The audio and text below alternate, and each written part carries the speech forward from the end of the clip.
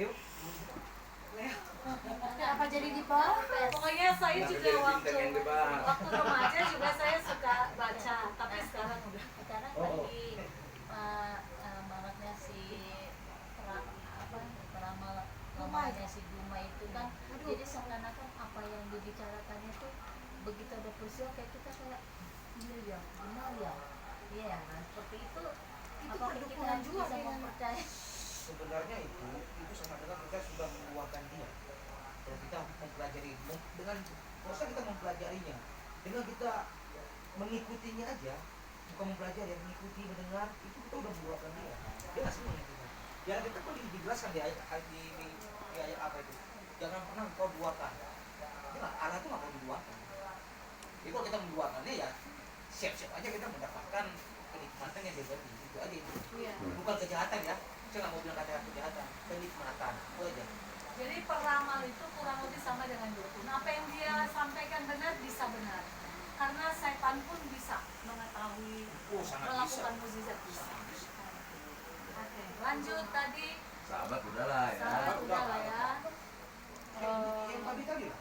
Yang tadi yang keluar Natal udahlah. Tapi gini, Sri, kalau jawaban bukan tidak tertulis di Alkitab, berarti kalian nggak boleh rayain ulang tahun dong. Di Alkitab kan nggak ada disuruh rayain ulang tahun sendiri. Tidak semua yang tidak ditulis di Alkitab itu jadi tidak boleh lakukan. Tidak boleh juga pokoknya nggak ada di Alkitab gitu. Kita bisa menyampaikan dengan apa cara sejarahnya kenapa orang bisa merayakan hari Natal itu. Ya kita nggak bisa baca karena udah tapi harus lebih jelas lah gitu ya mengapa nggak boleh. Yang ini dulu yang apa tadi? Ya jadi artinya itulah yang sering digunakan yang dikatakan oleh kita itu 15. Tapi memang coba baca dulu Markus 7 ayat 19. Ayo baca. Coba baca. baca nih. Kalau kalian mau berakologet itu udah dulu dijawab. Markus 7 Ayat 19. Coba.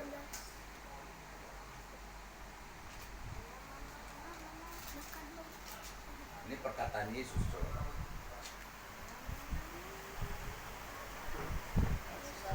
Maka jawabnya, apakah kamu juga tidak dapat memahaminya?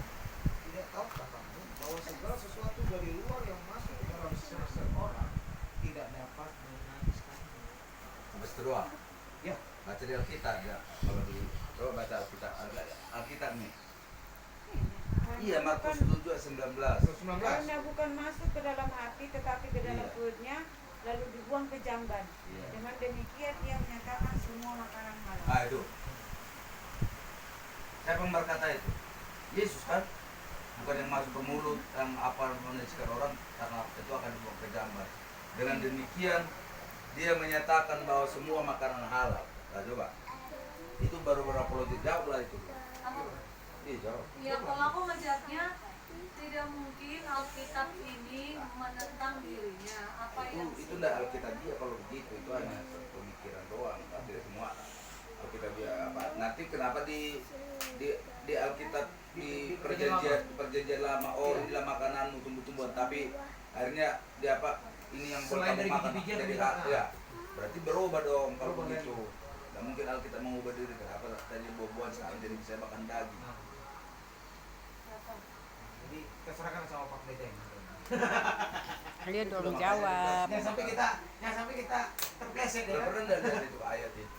Hah? Oh, aku sih pernah terlintas sih. Cuman aku nggak Dan pernah. demikian ia menyatakan bahwa semua makanan halal. Nah itulah selalu digunakan Ya. orang-orang Protestan. Nah, jawabnya lagi direkam. Apakah iya Yesus menghalalkan semua makanan? Jawab. Itu udah jawab Bu Ibu Beta.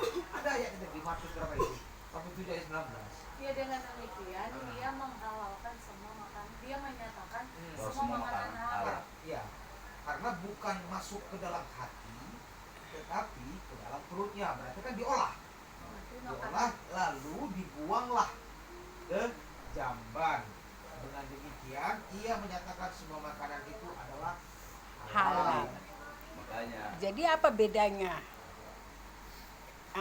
perjanjian lama dengan perjanjian baru? Kenapa berbeda-beda mereka Jadi jawabannya? tidak berbeda.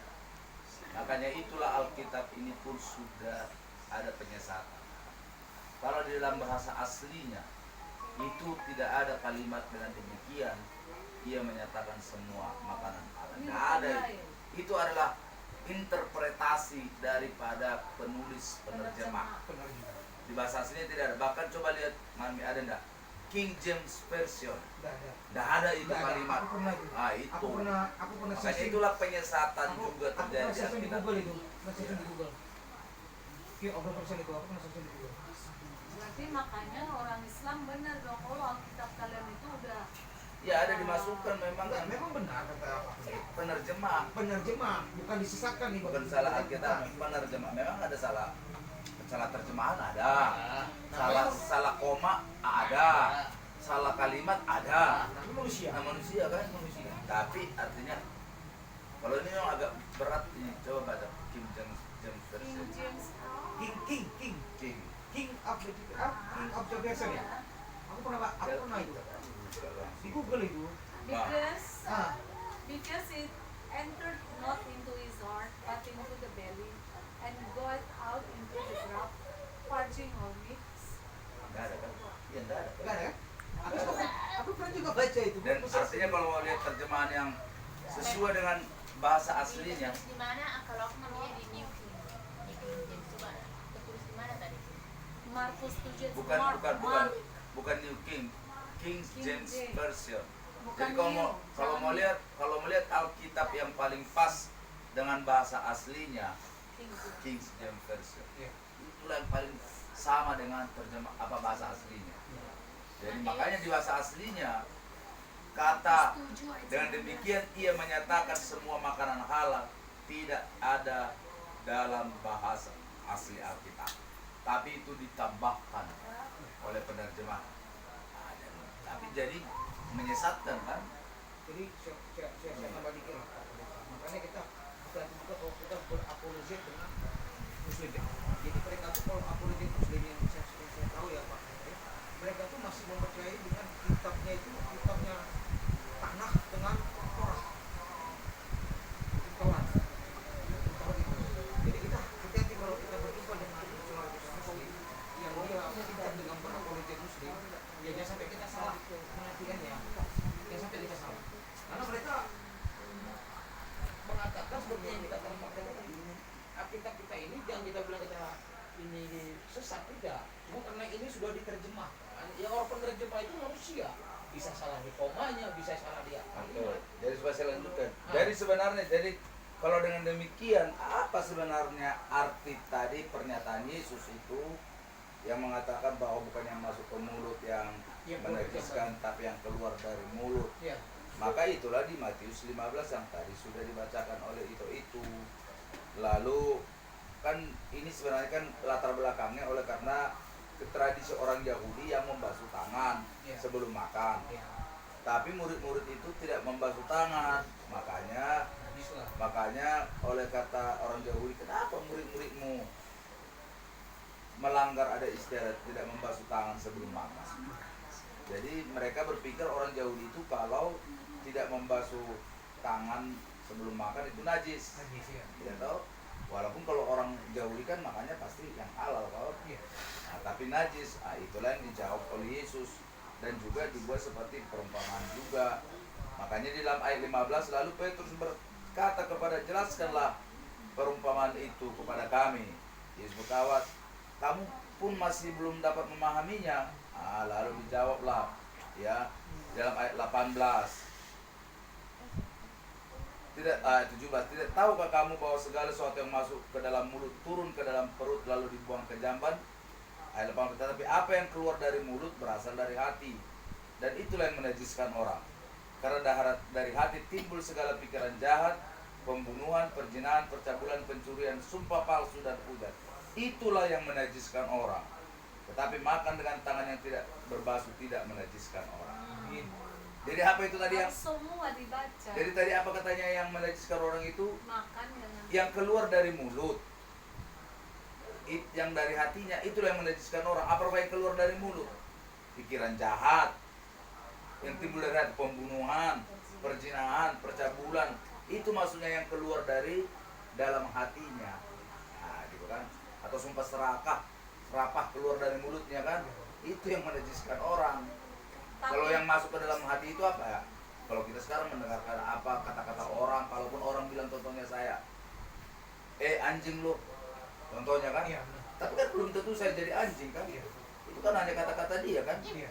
Bukan berarti kalau dia bilang kamu anjing, saya tiba-tiba jadi anjing kan? Tidak. Jadi Jadi artinya apapun yang orang katakan tentang saya, itu tidak menajiskan saya. Kira begitu. Tidak mengubah hidup saya. Apapun kata orang tentang saya. Benar. Makanya jangan terlalu pusing dengan kata orang. Mau dibilang kita mau